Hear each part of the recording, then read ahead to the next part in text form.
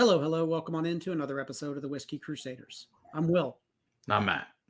On today's episode, we're talking about Lagavulin and their 11-year-old Guinness finished whiskey. Don't you forget to hit that like and subscribe button, click that notification bell so that you don't miss any of our upcoming videos. Matt, why don't you tell me a little bit more about this particular Lagavulin expression? All right. So this is the second in the Offerman series. Lagavulin 11-year finished in Guinness casks for 4 months. It is 46%. So like they do is they take the Guinness cask from the Baltimore Guinness Open Gate Brewery there in Maryland, finish it for 4 months. And this was made to honor his father, who instilled hard work in everything he does. So let's see if and then we were going to compare it to the original 11-year Offerman and see what we think. I also have a beer from Guinness, so we can drop in some Guinness into it and see how we think it is. These are all good plans. Oh, it smells like Sweet Peat. It does. It smells like that wonderful fingerprint of Lagavulin just running right through the center of it. I don't get a Guinness on this at all. I get like a chocolate nibs with some iodine and baked ham.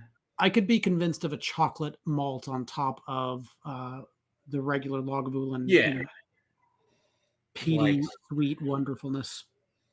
See, I get like this bloody gauze and a little bit of beer. I do get like a beer maltiness, like walnut and dirt and wet mulch. That's some mushroom funk. I was going to say, this is very mushroom fungal forest floor to me. Yeah. It's almost like a stale beer. Yeah. And then I get a burning rubber, being at like a burnout event, just the smell of burning rubber and maybe even some gasoline in the background. Yeah, some really nice salt and black pepper and that sand, you get up on the beach with a bonfire. I'm trying to think. This is like a late afternoon to me. Not really a dark night type of peaty whiskey. This is like a late afternoon. You would enjoy with a Guinness. I think this would be that. We're going to do that here in a minute. We're going to enjoy a Guinness with it because it's a good plan. All right, let's see what we think of the taste. Well, this also won #1 for Whiskey Advocate this year. So let's see. Oh, come on. Proof's not sky high, but it's definitely there. 46%, I'm guessing? Yeah, 46. Okay. It's got a really nice green pepper note to it. It's big and rich and viscous without being overly aggressive. There's definitely a sweetness that plays in there. It's like a beer peat. That's what it really tastes like to me. With that baked ham and like grilled pineapples with like some butter on top. Yeah, flat beer. Yeah. That wet leaves, but that same thing, that mushroom funk is definitely there. With that, the beer finish to me is what picks up the most on the beer. But it's got really nice peat to it. It's good. It does. What's my price point on this one? They're like 70, so they're not crazy expensive. I also got this cool Guinness thing from Guinness in Ireland. My parents brought this back for me. So I'm gonna pour some Guinness. Well, we'll enjoy another sip of that. Oh man, that's tasty. Because I want to know if it's as good. If you pour some Guinness in a glass and you pour some whiskey into it, how does that taste? I think I'm going to put a couple of drops of water in here since it is at 46% and see if some oils actually separate out. All right. Nice Founder's Edition here at Guinness in this beautiful Guinness glass with that, look at that beautiful head on there. It's pretty. Oh, yeah. So I'm going to pour some of this in here. First, I'm going to try it, and then I'm going to drink it with some of the added Lagavulin to it because I know it'll make it better.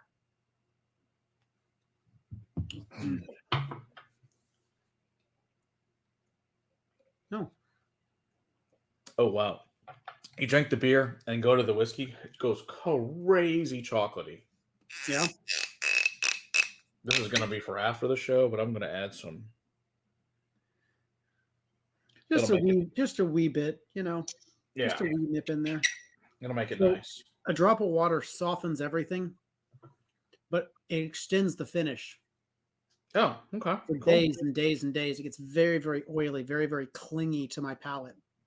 But it makes the journey across very, very smooth. All I highly recommend pouring it into the beer. It's really good. All right, stick that there. All right, so we got the original Offerman edition here from 2019. So we're going to compare this. Also, to our buddy Eric Evanson. Thanks again for that.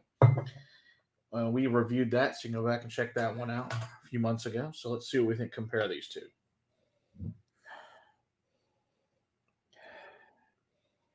On the nose, they're very, very similar. They're similar.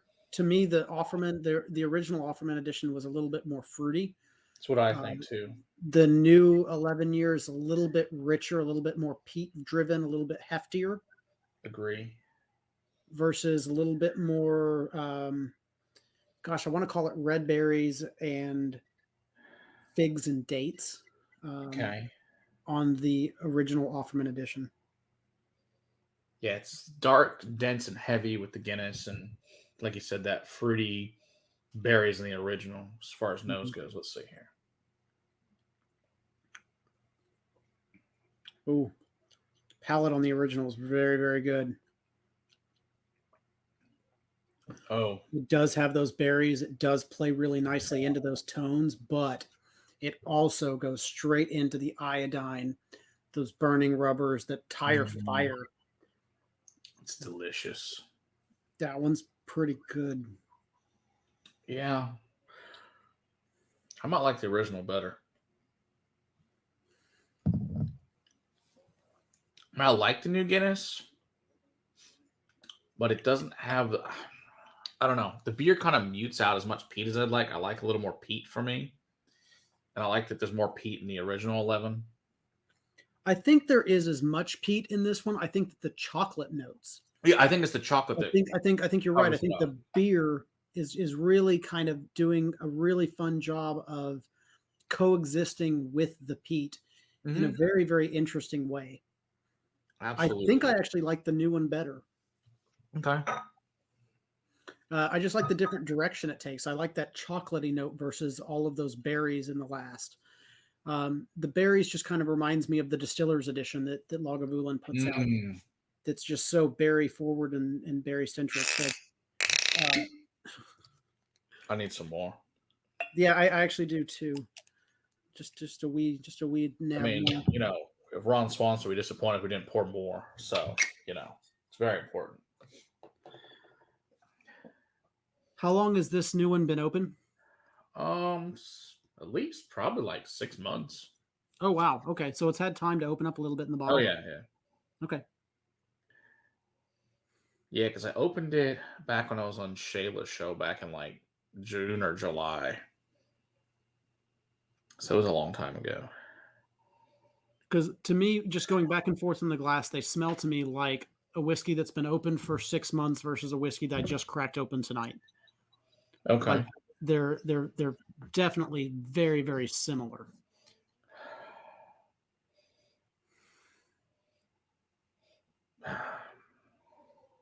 Yeah, there's just a slight bit more berry going on in the original Offerman edition that kind of turns into a coffee note with the Guinness edition, but they're both wonderful. But you know what the best idea is?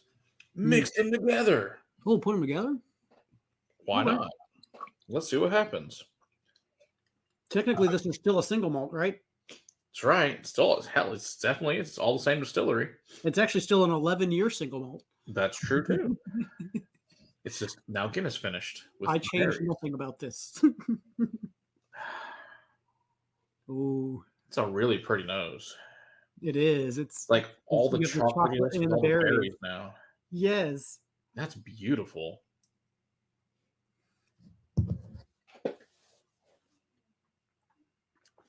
Oh, that is really good. Okay. Make this next year, combine these two. That's the winner. Oh, that's amazing together.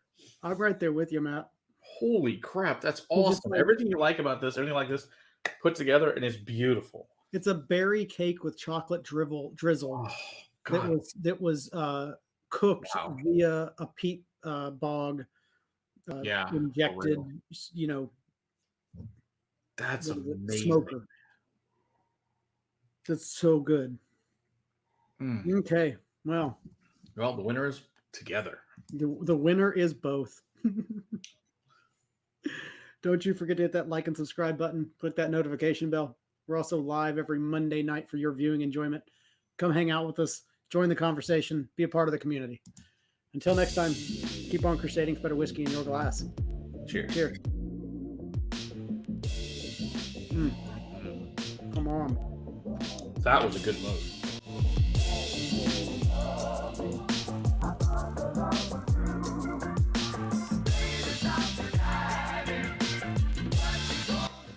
That was good.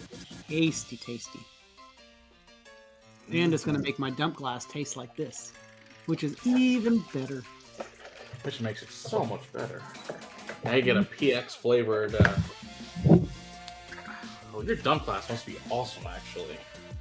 Oh, it's going to be amazing.